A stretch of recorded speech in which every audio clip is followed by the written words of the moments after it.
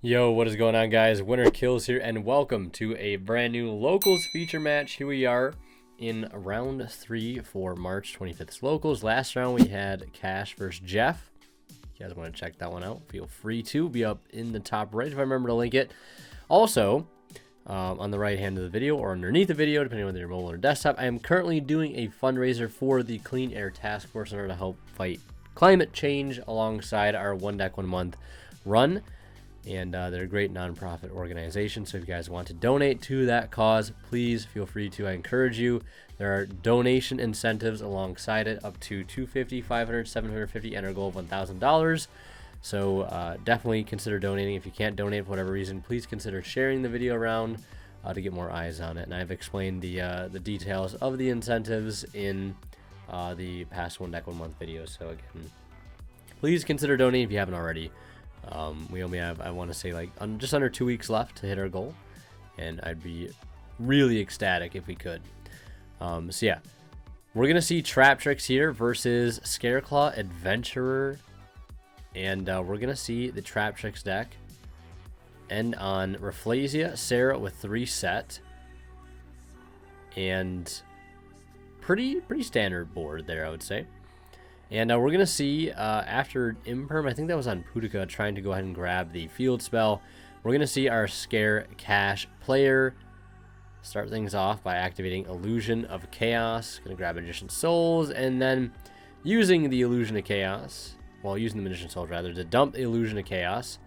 And that is going to go ahead and bring out Magician's Souls. So now they have that draw 2 at the ready. And they're also playing the Adventurer engine, so that does pair well.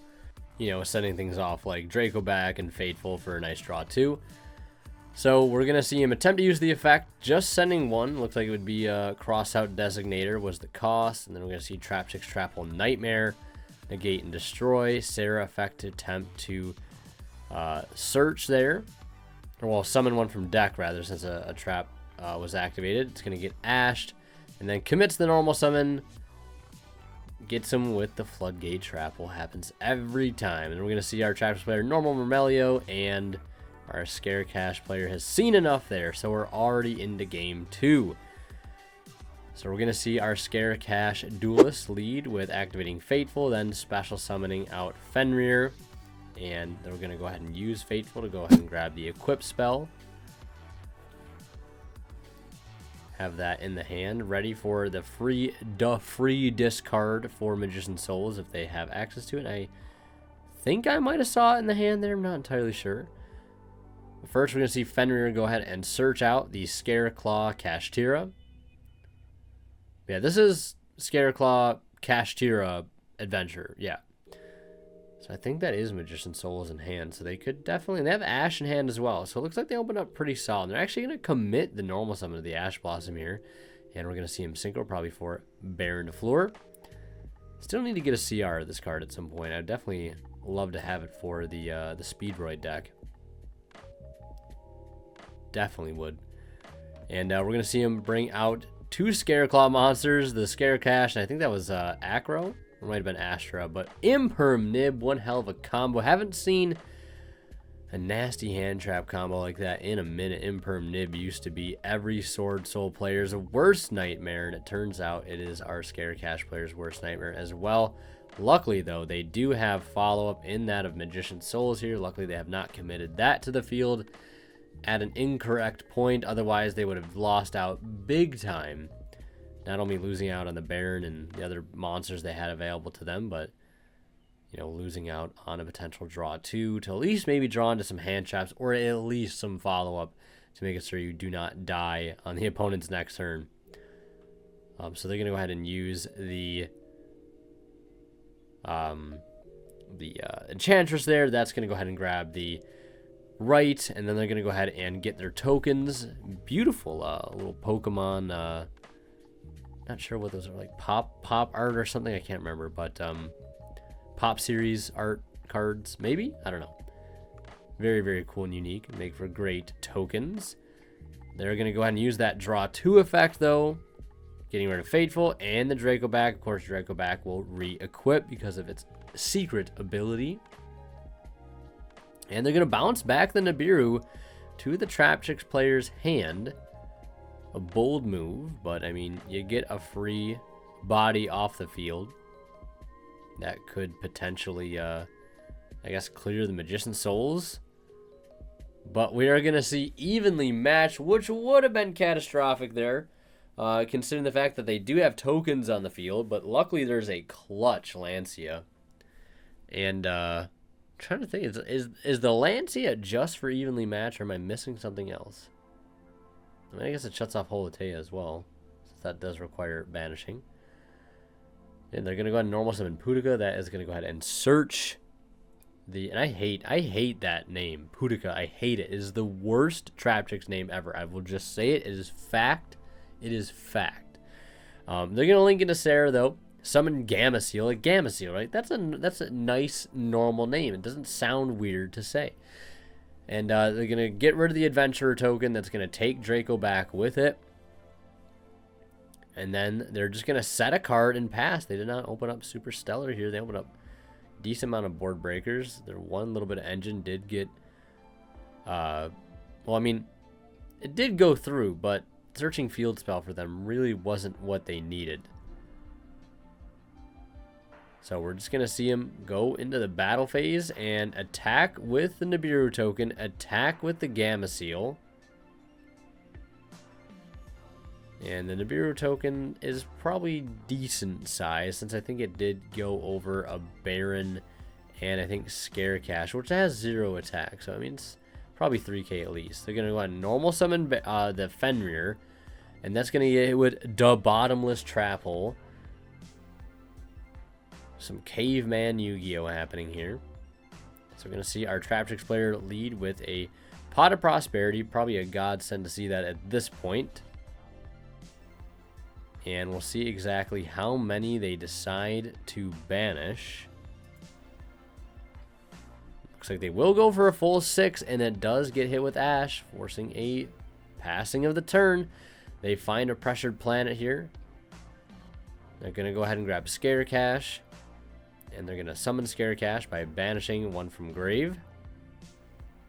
And they're just going to go ahead and mid-defeat. Traptrix have said, you know what, I've seen enough.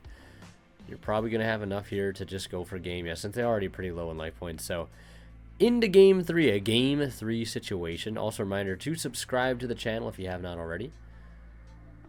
So, we're going to see him normal summon. I think that was Dionea. Link into Sarah. And then we're going to see him activate Arachnocampa. Special summon that to the board as a nice little free extender. And then they're going to go ahead and use Holotea here. We'll get Holotea, rather, out onto the field. And then special summon it by discarding another copy of Holotea. So now they have a rank 4 play available to them. They could just go for Rafflesia. Rafflesia, Sarah, a few set pass. Not crazy, but you know, it's not terrible. And there is evenly matched. And I know there is at least my friend here, Alex, who's playing the Traptrix deck. You know, when you do get hit with evenly matched, you're kind of left with the decision, at least playing Traptrix. You know, are you going to keep the Sarah or are you going to keep the Rafflesia? I mean, both potentially have give you room to have an interruption after the fact. So it looks like they are just going to go ahead and keep Sarah. And now they can go ahead and use Sarah. And Sarah, since again the trap was activated, can bring out Dionea. And Dionea is going to reset one from the graveyard. I think it was just a Holotea there. And they'll also get... well, Dionea will reset one, and then Sarah will get another one from deck. But they have another evenly matched. And I guess they're just trying to be even, you know, fair enough. Trying to keep it even here. And yeah, I mean, that's just when the match is even, you know. They're gonna normal summon Baloney and link into Lightheart. Fact to search the field spell. There's Ash, but psych, they've got Reichart to keep going, one of the better extenders. And I think this can go ahead and just grab any Scareclaw. They're going to go ahead and add Splash, which is basically just the free imperm, basically, for the deck. And they've also got Scare Cash in hand. Banishing another Scare Cash from hand. They're going to link probably into Tryhard here. Says, if you're a defense position monster, I hate you. I want to know your location. And then Baloney will get summoned back out. Grab another copy of Reichart. Set a card, which is going to be the Splash. Pass turn, draw phase, activate the Splash. So it's at the ready. And very little cards here for our Traptrix player to work with. We'll see what they can do. They've got Holotea engraved. They got one card in hand. They still have Sarah on board, and you know, Sarah is Sarah. So to follow up, looks like they're going to go ahead and use the Holotea engrave. And looks like they're going to bring out Dianea. And I think they probably could go for a potential Link 2 play. And I imagine they are going to use Splash. Perhaps not use Splash there, but they're going to go into Earth Charmer. Asa. And Asa is going to go ahead and bring out Scare Cash from the opponent's graveyard. Fair enough. A lot of actual decent Earth monsters kind of making their way around the format. Regulus. Fenrir, Scareclaw, Kashtira, and there's probably others that I'm forgetting about. A lot of the Traptrix monsters themselves are Earth. Probably just Kashtira, though, with Fenrir being a high priority Earth target.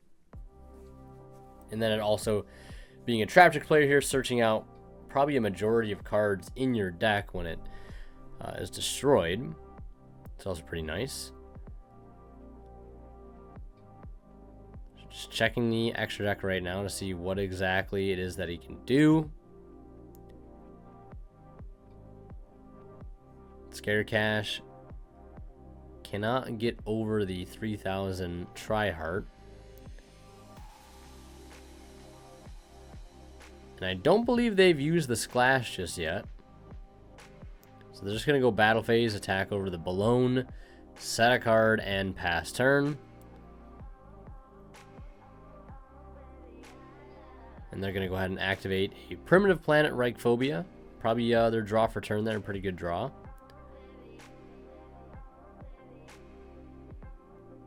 And they're going to go ahead and add a copy of Visa's Starfrost. Perhaps not. So they are going to go ahead and add a copy of Astra instead. And then they're going to go ahead and special summon Astra and then special summon Reichart. And yeah, that is pretty good there since there are now 3 defense position monsters in the field. And they're going to add Defanging. And since there are, again, 3 defense position monsters in the field, they can draw a card. In addition to getting that Surge, Field Spell will also get to pop. Since, again, there are 3 defense position monsters on board. So they get to clear Bottomless for free. Activate Defanging. All right, clear the Scareclaw Cache. And that is just going to be the match right there. So we will see, after a very unfortunate game 1 for our Scareclaw Adventure Kashtira player, able to bring it back and, you know, end his curse on the feature. So that is going to do it. Huge thank you goes to our current Divine level channel members who are Misfit 88 Cyber, Cadillac 84, and Pony Star. Thank you guys so much, as always, for extremely kind and very, very generous support of the channel.